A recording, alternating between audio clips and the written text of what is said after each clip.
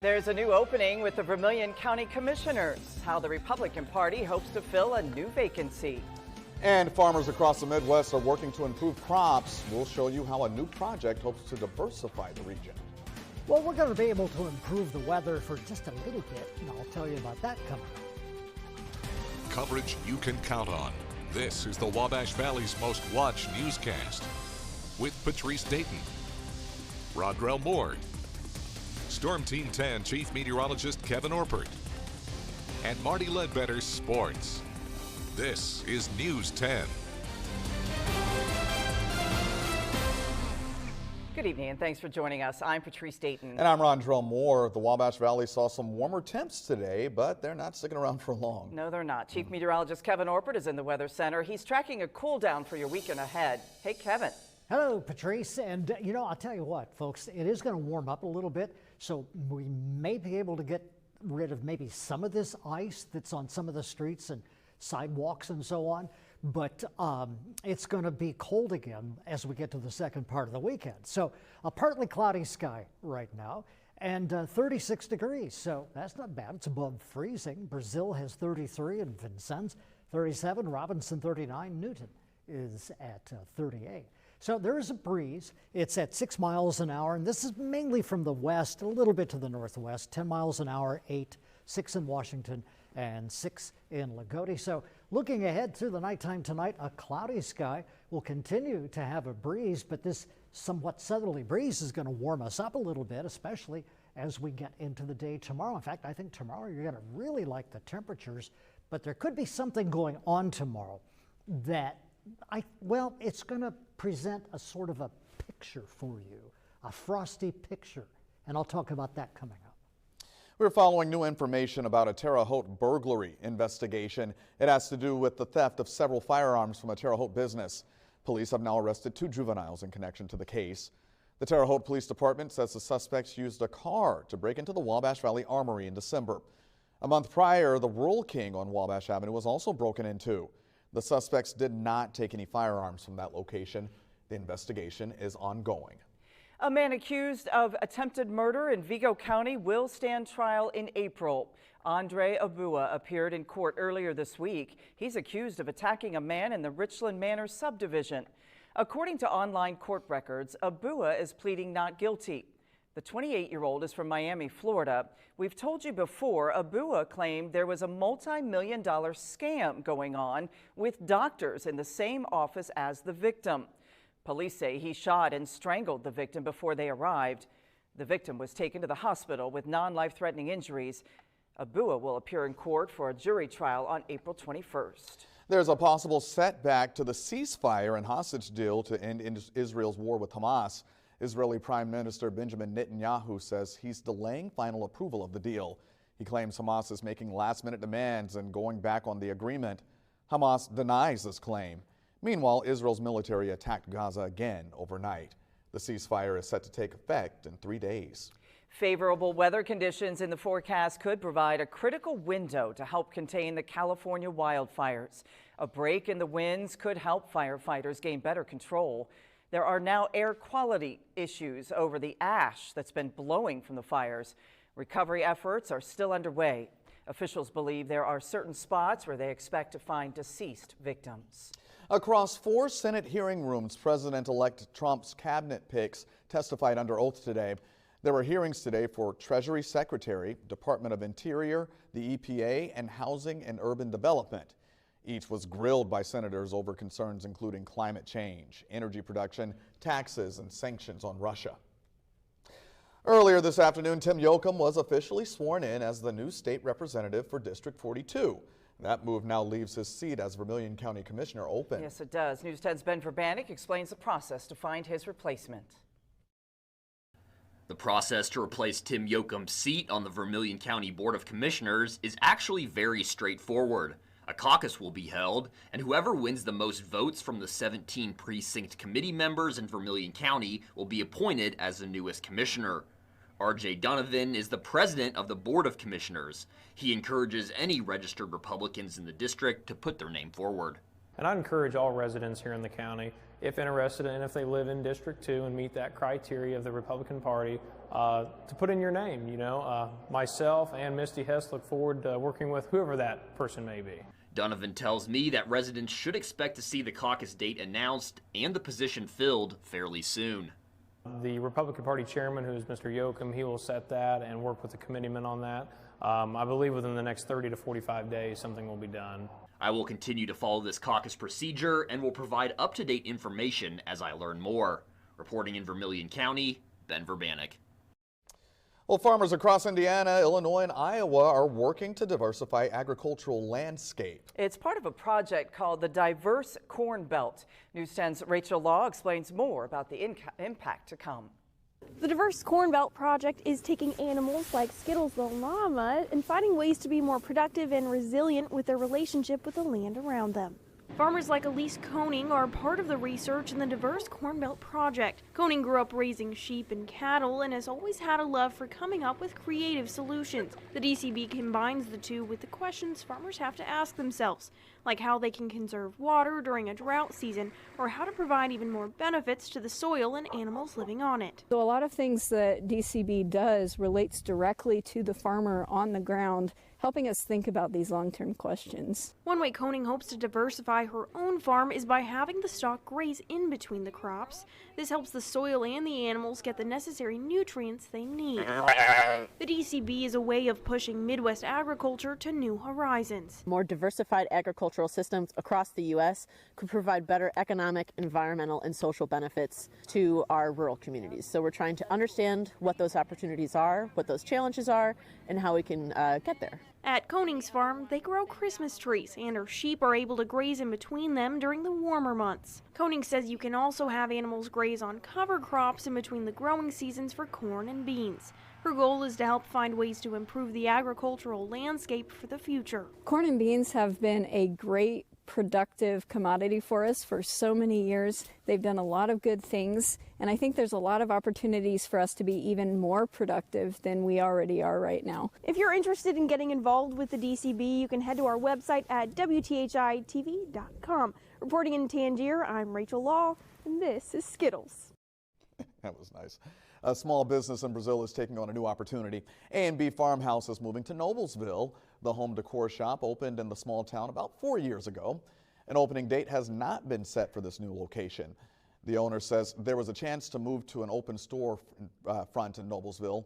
He says while he's sad to leave his customers in Brazil, he's excited to see how his business will continue to grow. This community has opened their hearts to me so much that it's been a fantastic 4 years, but I have an opportunity that I can't pass up, and you've got to do what you've got to do, right? The store will remain open through the end of January. It may close sooner depending on the remaining inventory. The owner's realty company, A&B Homes, will still be operational in the Wabash Valley. Well, today marks a special day for the community at Indiana State University. On this day in 1865, Indiana State University was founded. News 10's Jaden Reeves spoke with leaders about how students, faculty, and alumni celebrated ISU's proud history. For 160 years, this place has been shaping futures, and now the campus is celebrating. Founders Day is not just about the past, but it's about honoring the present and looking towards the future. This is President Mike Goddard's first Founders Day. Goddard says he is dedicated to bettering the future of Indiana State. He says this ceremony was the launch pad as the new semester begins. The vision for the future of Indiana State University and really thinking about building upon those first 160 years of the institution, and then where do we want to go as an institution moving forward. PJ Thompson, the executive director of the ISU Alumni Association, says ISU was once a teacher's college. He says recognizing and celebrating this on Founders Day is special to him. This day really means progress. This is an opportunity for us to reflect on the fact that 160 years ago, the legislation of this state decided that it was important to have a school to provide a diverse education for teachers. But we're excited about the fact that Indiana State was the teacher's college. This was the start of education for many educators who went on to educate many of us. Bedard hopes during his time as president he can provide ISU with more access and opportunities for students and to expand community partnerships. And really being laser focused on making sure that we're a solution for workforce needs and demands and help drive the economy of the state of Indiana. Just the passion that people have for Indiana State University, for Terre Haute, for our region, and just the willingness to want to be helpful and do everything that we can to partner together to ensure that each and every student has that pathway to be successful in life and work. Here's to 160 years of progress and to the future that's still unfolding at Indiana State. Reporting in Terre Haute, I'm Jaden Reeves. If you're looking for a romantic, fun way to share your love this Valentine's Day, the Terre Haute Children's Museum has an idea. You can honor a loved one by adopting one of the museum's Madagascar hissing cockroaches. Nothing says love like a cockroach. The Hisses and Kisses promotion is part of a new fundraising push. For a donation of $10, you'll get it to name a cockroach and receive a personalized digital Valentine with a picture of the bug. The museum says it's a unique gift for anyone in your life. We have these Madagascar hissing cockroaches. It's very unique. They're kind of fun. They're interesting. And, you know, maybe people would be interested in naming them after a loved one or maybe a not so loved one. I love it. You can meet some of the cockroaches involved in the Valentine's Day promotion at an upcoming event. The Children's Museum is hosting an educational program January 25th. Coming up, alarming new data from the American Cancer Society that reveals a troubling trend. Young women are facing a much higher cancer risk than young men. You'll find out what's driving this trend. That's coming up. You probably know I really like almanacs. I just love them. And here's tonight's Dorset Automotive Weather Quiz, brought to you by Dorset Ram Trucks. Who compiled Poor Richard's Almanac? Ben Franklin? Ben Franklin, Patrece. Or was it Richard Saunders or Mark Twain? I'll have the answer coming up in a little bit on News 10. Everyone knows or should know you can't bring a gun on a plane, but plenty of people still try. The Transportation Security Administration intercepted 6,678 guns last year, and about 94% of those weapons were loaded. One silver lining, that's about 50 fewer than 2023. The number may seem a bit smaller when viewed in the context of the more than 904 million people the TSA screened last year. When a TSA agent finds a weapon, local law enforcement is called. Jobless claims in the U.S. are starting the new year heading upward. There were roughly 217,000 initial claims for unemployment insurance for the week that ended January 11th. That's 14,000 claims higher from the week before. Analysts say the lack of job growth is a result of employers holding back on hiring as opposed to having mass layoffs. Continuing jobless claims are near the 3-year high. Alarming new data reveals young women are almost twice as likely to be diagnosed with cancer as young men.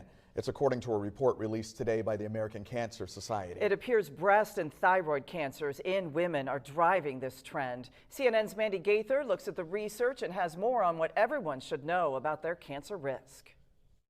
First, the good news. The American Cancer Society says fewer people are dying of cancer in the U.S., but now the bad news. New data released today shows an estimated 2 million Americans will be diagnosed with cancer this year.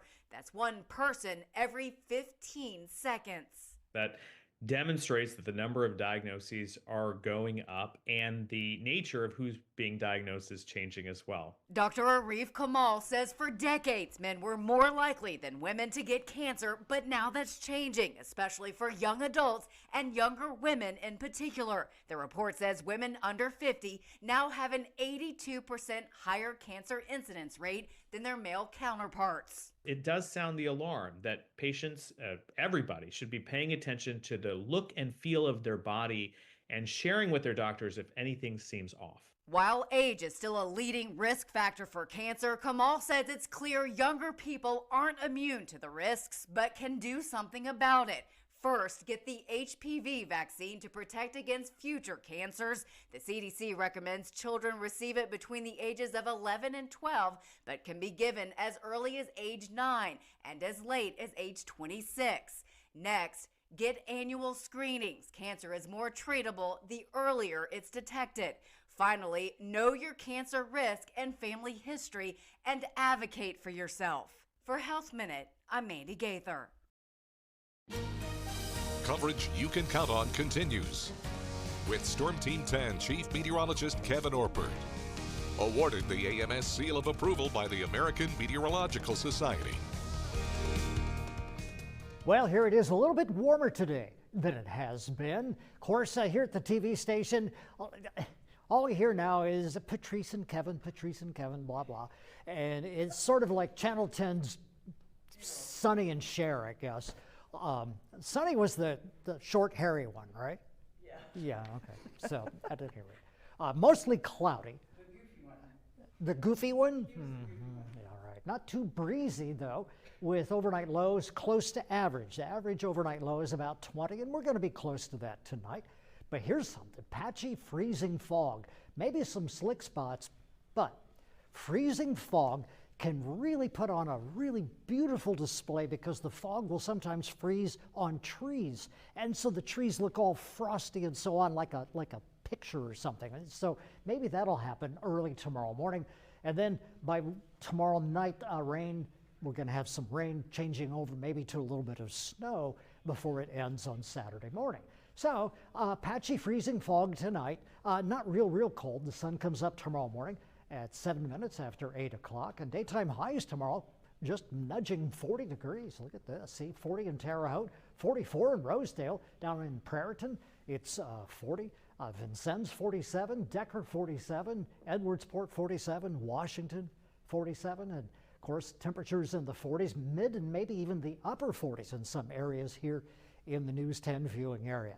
That's nice, but it's going to bring in a big thaw. You know, the January thaw is coming a little bit early this year. Typically, we have a nice warm surge going on about the 20th, 21st or so on of January. It's a little bit early this year. So the January thaw happening tomorrow, 40 degrees, then 34 on Saturday, and then we go back to the January freeze as we get into Sunday, Monday, and Tuesday. Storm Team 10 Storm Tracker shows no rain out there. Clouds are coming in, though. By the way, if you look to the west tonight, you're going to see a big bright light in the west. That is planet Venus. So look at Venus tonight. So here's 9 o'clock tomorrow night. Here's midnight tomorrow night. So we're going to get rainy and then see it changes to a little bit of snow before it all moves out. Forecast for tonight, 22, mostly cloudy, maybe some patchy freezing fog. And then for tomorrow, a high of 40, mostly cloudy, breezy tomorrow, a little bit warmer, actually, pretty nice day. And then for tomorrow night, rain likely. Maybe a few snowflakes before it all moves out. 33 for the overnight low. And the 7-day forecast, we get into Saturday. It looks like, I don't think Saturday's going to be a complete throwaway. I believe that Saturday will have maybe some rain or a little bit of snow early in the morning with a high of about 34. And then it just gets really cold as we get into next week. And now, here's tonight's Dorset Automotive Weather Quiz, brought to you by Dorset Ram Trucks. Patrece, this is for you. Who compiled Poor Richard's Almanac? Got any guesses?